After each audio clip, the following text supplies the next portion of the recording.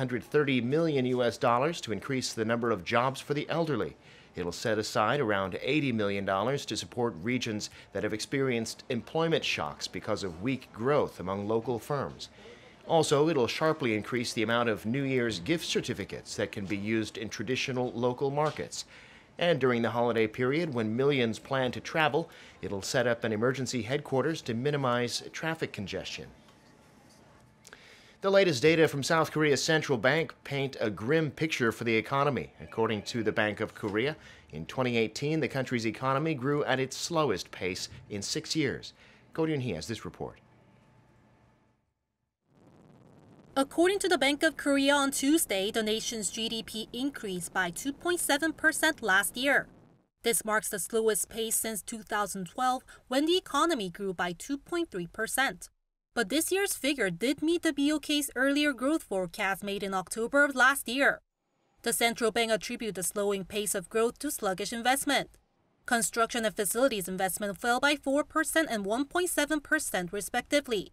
The Bank of Korea says economic uncertainties such as the U.S.-China trade war and the slowdown in China caused the fall. Officials also pointed to the base effect as investment increased in 2017, especially in the semiconductor sector. On a brighter note, exports of goods and services expanded by 4% in 2018, thanks to continued high demand for semiconductors. During the October to December period, South Korea's GDP rose 1% on quarter.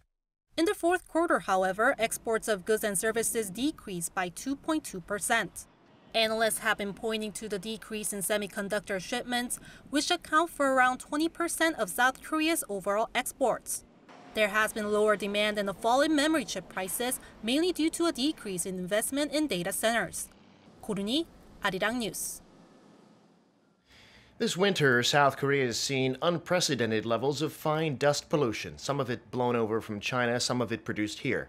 This morning, President Moon Jae-in addressed the issue in a cabinet meeting and called for more creative ways to solve the problem. Our Blue House correspondent Hwang Ho-jun reports. According to the South Korean president, desperate times call for desperate measures. 할 수 있는 특단의 대책을 시도하고 창의력과 상상력을 발휘해야 할 때입니다. President Moon Jae-in was speaking in his regular cabinet meeting on Tuesday, where he urged the government to recognize and respond to the fine dust problem as it would a disaster like an extreme cold spell or heat wave. That message comes about a week after Seoul was smothered by record high levels of ultra-fine dust particles for 4 consecutive days. President Moon stressed that reducing the fine dust has been one of the administration's policy goals as part of protecting the people's right to health. But as the air quality continues to degrade, he urged his cabinet members to think outside the box. Conventional measures already in the works include getting old diesel cars off the road, increasing the number of clean energy vehicles, shutting down coal-fired power plants, and replacing old household heaters with new eco-friendly ones. But President Moon also called for the development of new technologies to fight the dust, including but not limited to artificially induced rain, high-pressure spraying, and dust collectors. He also noted the public's concern over fine dust originating from China and emphasized the need to reinforce cooperation with China to reduce it. 미세먼지 조기 경보 체계 공동 구축 방안에 대해서도 외교적인 노력을 기울여 주기 바랍니다. President Moon also called for bipartisan efforts in the National Assembly to pass and revise special laws on fine dust to improve the nation's overall air quality. But above all, President Moon said the government needs to let the people know that it's doing all it can to tackle the issue. He referred to the planned launch next month of a special committee on fine dust control, jointly organized by the government and civilians, and said he hoped it will serve as a pan-government control tower that will reinforce communication with the people. Hwang Ho-jun, Arirang News. In other news, South Korea's Foreign Minister Kang says Seoul and Washington profoundly disagree over how to share the costs of stationing American troops in South Korea. She was speaking to reporters after a closed-door meeting with lawmakers on Monday, having spoken on the phone with her American counterpart Mike Pompeo earlier in the day. She said that Seoul will do everything it can to reach a deal that is affordable, rational, and convincing to the National Assembly and to the South Korean people. The allies have held 10 rounds of talks on how much each should pay to cover the costs of U.S. troops stationed in Korea, but have failed to strike an agreement. South Korea's defense ministry has once again urged Japan to accept a scientific and objective process to verify the facts in the two sides' recent military dispute. This comes after Tokyo released audio files on Monday that it claims prove a Japanese patrol aircraft was targeted by a South Korean warship in the East Sea, while Seoul says the recording proves nothing. Park Ji-won reports. South Korea's Ministry of National Defense expressed deep concern and regrets to Japan over the announcement Monday evening. Tokyo's defense ministry said on its website that it is ending consultations with South Korea over the matter and released audio files it claims to be the sound of electric waves from the targeting radar. Seoul's defense ministry said, however, the unidentified sounds provide nothing that can be verified scientifically or as evidence, such as the date it was recorded, the location, or the direction and frequency of the supposed radar emissions.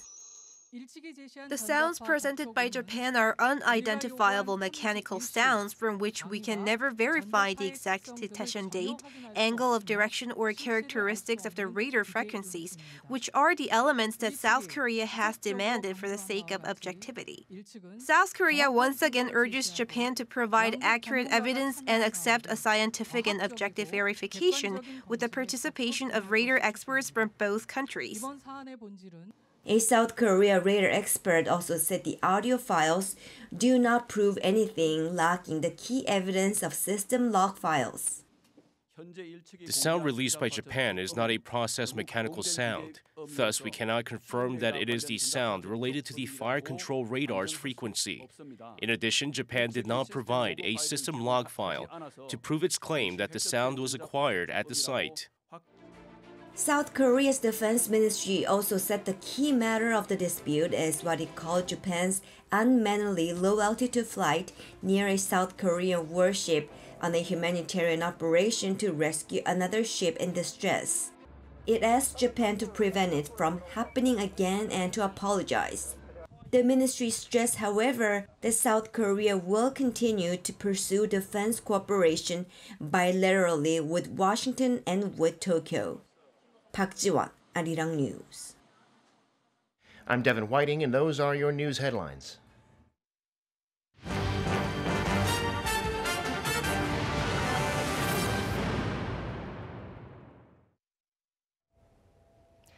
Senior officials from North Korea and the United States have concluded 3 days of talks in Sweden aimed at breaking the impasse over denuclearization and as the two countries prepare for another summit between their leaders.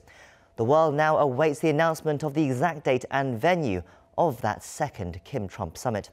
Kim Hyo-sun reports. North Korea and the U.S. ended their 3-day working-level talks in Sweden to prepare for the second summit between their leaders. U.S. Special Representative Stephen Biegun left the convention located in a remote area northwest of Stockholm Monday morning local time. Arriving at a hotel in the Swedish capital, Biegun said he had a nice meeting with his counterpart. Have you had a nice talk? Was it nice? Later in the day, a vehicle carrying North Korea's Vice Foreign Minister Choi Sun-hee also left the venue. South Korea's chief nuclear envoy Lee Do-hoon also took part in the three-way talks to seek a breakthrough on denuclearization. Although little is known about the outcome of the meeting as of now, the fact the meeting ended earlier than anticipated could signal that significant progress was made. As the delegations of the three countries are scheduled to leave Sweden on Tuesday, there's also the possibility of them sitting down for additional talks in Stockholm. Now all eyes are on what steps Pyongyang and Washington will take before their leaders meet face-to-face late next month. Kim Hyo-sun, Arirang News. For more, we have joining us today Dr. Woo Jung-yup, a research fellow from the Sejong Institute. It's good to have you back on the show. My pleasure. So working level talks between North Korea and the US have concluded after 3 days. But actually, there's very little we know about what they discussed and what results might have come out of it. What do you make of everything that's happened over the last couple of days, though? As this kind of working level meetings have been highly anticipated since the Singapore summit last year, I think it's very positive development on the Korean Peninsula that now we finally have this kind of working level talks between the United States and North Korea. So as you just mentioned, that it's unclear what kind of outcomes that they have after this meeting, but the beginning of having this kind of working level meeting itself is very meaningful, considering all the struggles that we have in the second half of 2018. So I think we are going to have more of this kind of working level meetings before they can fix the date and the location of the second summit between Trump and Kim. That report just there as well said that the meetings actually ended a bit earlier than we might have expected. Again, can we consider that a good or bad sign, or is it just too hard to tell right now? So I don't think that the working level meetings were prepared well before. So what I heard is that this kind of meeting in Sweden and the Vice Chairman Kim Young-cheol's visit to DC is not choreographed but separately planned. So Steve Biegun and Choi Sun-hee, they are not prepared for the working level meetings. So they have to discuss what they are going to discuss in the future in the working level meetings before they can fix the date and location of the second summit. So they are now going to have a preparatory meeting this time, and I believe that they are going to meet again very soon to discuss further in the content of the roadmap to achieve the denuclearization of North Korea. So I believe that there's going to be another meeting very soon. You talk about the denuclearization process for North Korea. But what was interesting as well over the weekend, U.S. Secretary of State Mike Pompeo, in an interview that he did on TV, he said that it's actually the aim of the U.S. is to reduce risk and reduce North Korea's capacity to develop its nuclear program. That's quite different from the kind of comments he made a few months ago, where he was always talking about FFVD, fully verified denuclearization. I mean, do you think that's things might have changed a little, and do you think that's the framework now that they're working under for this negotiations? So if he meant that reducing the threat to the United States is the goal of the negotiation with North Korea, then we have all the reason to be concerned. However, he mentioned that U.S. government has always mentioned that the FFVD, or complete denuclearization of North Korea, is the goal of the negotiation with North Korea. But to achieve that goal, there should be some kind of steps that you have to go through. So I think that tentatively, U.S. government might think of some kind of station to get to the final destination of the denuclearization of North Korea. But it's unclear whether that what Michael Pompeo said in the TV is for the domestic audiences, or whether United States is really changing the direction of the negotiation with regard to the North Korea's denuclearization. So I think we have to see whether U.S. profoundly changes its position toward the nuclear weapons of North Korea. One unusual aspect about these talks was the fact that South Korea's nuclear envoy was invited to take part as well. So Lee Do-hun went to Stockholm, and it seems like he was very much involved in these discussions between North Korea and the U.S. What significance should we see in that? So our focus was given to the talks between Steve Biegun and Choi Sun-hee. However, the format, the platform of the talks at Sweden this time was like track 1.5 conferences. So there was 1.5 conferences, and the conference invited all the related stakeholders on the Korean Peninsula, which includes South Korea, North Korea, U.S., and China, and Russia. But now as Choi Sun-hee decide to participate in the 1.5 conference, and Mr. Biegun also decide to take part in the conference. So I think it's natural that South Korean government can also be a part of the conference as a 1.5. But it's now unclear whether there's a three-way negotiation between two Koreas and the United States. So we have to clarify that the format itself was 1.5 conference, and at the sideline there's a bilateral talks between United States and North Korea. So I think it's not strange thing that South Korean government participate in the Sweden meeting. But South Korea's involvement suggests that there's some sort of outcome that comes out of this, where both Koreas and the United States, all three, are involved. What are some of those possible outcomes that we're looking at? So I think it's a very positive influence that South Korean government put on in these talks between United States and North Korea. Before that, there are many occasions that South Korean government did not know what's actually going on between United States and North Korea. However, this time, our chief negotiator, Mr. Lee Do-un, is actually take part in the conferences, even though we didn't have like three-way negotiations yet at this time. However, talking to North Koreans and talking to the U.S. representative is a good development for South Korean government. Lee Do-hun's involvement, and South Korean President Moon Jae-in, he was also very welcoming of these talks and said that South Korea needs to do everything it can to make these talks a success, because South Korea is probably the most urgent the country in the world that needs these talks to be resolved. What should South Korea be doing now? What can they do?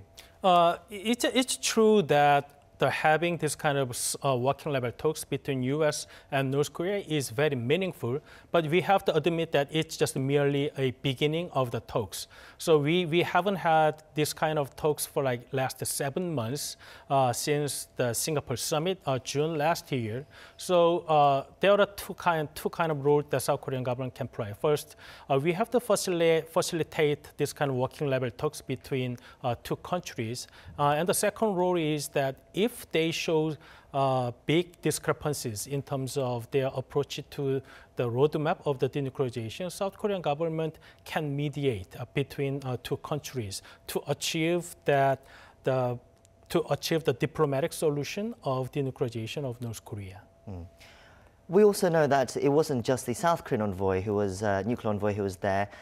Japan's nuclear envoy also traveled to Stockholm, and he's said to be meeting with the U.S. counterpart as well to try and find out more about what's going on as well.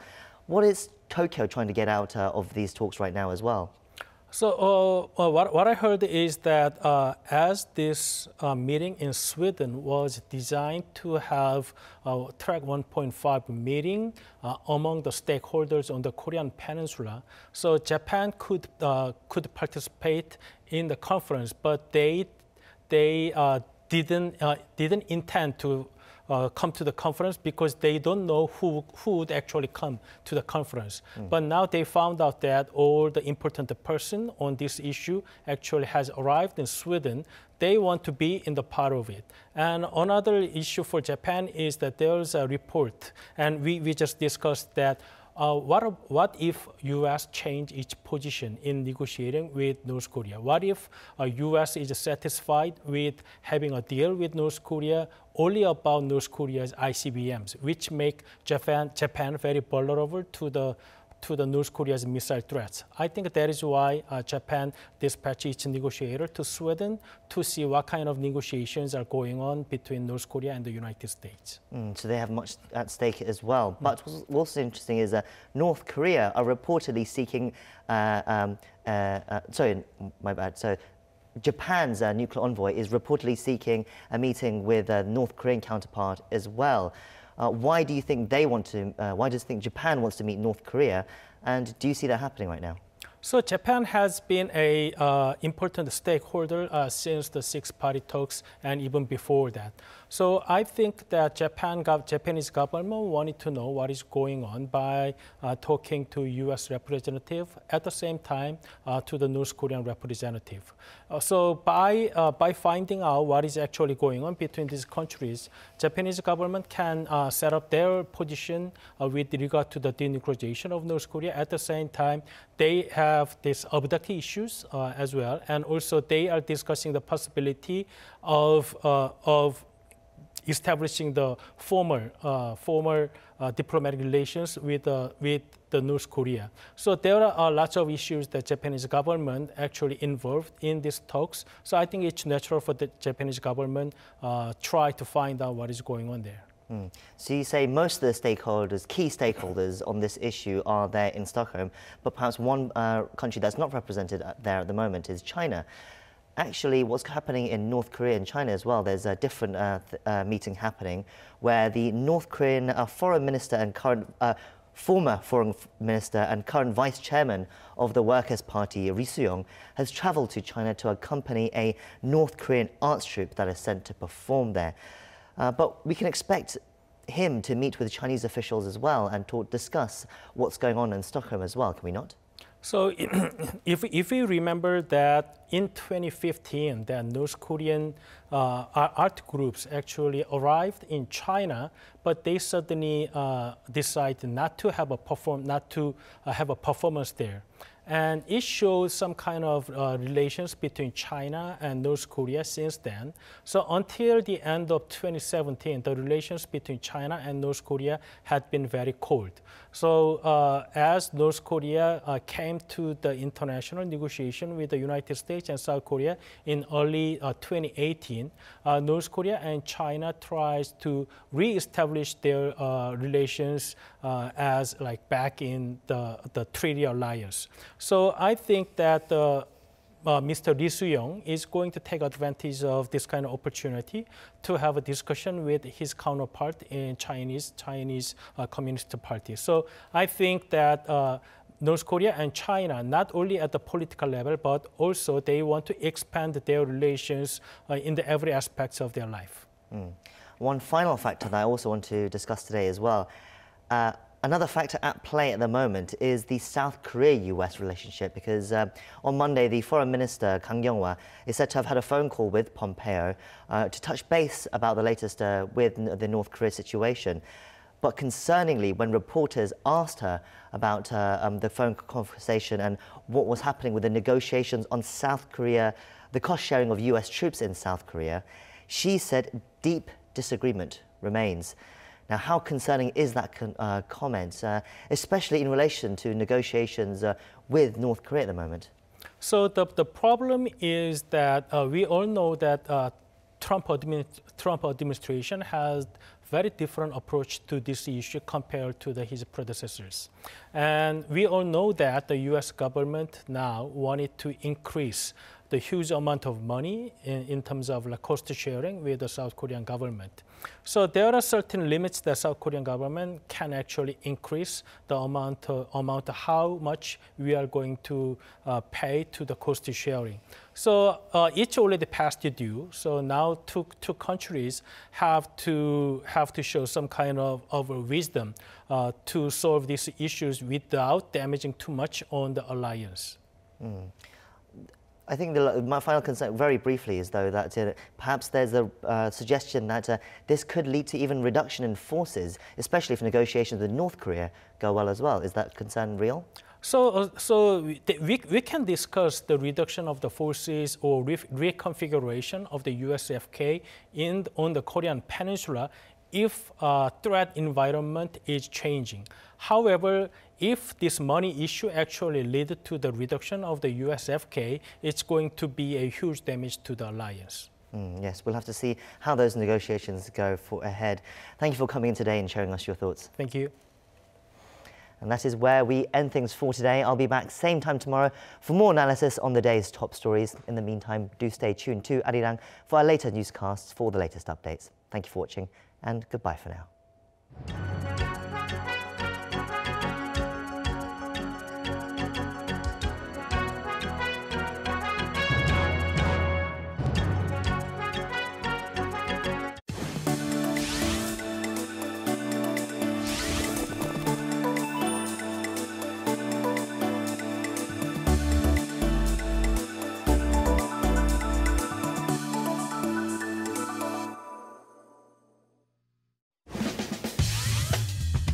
January monthly highlight. Hospitals, they operate much like a listed. Get all the news happening in and out of Korea. Foreign correspondents bring in different journalists from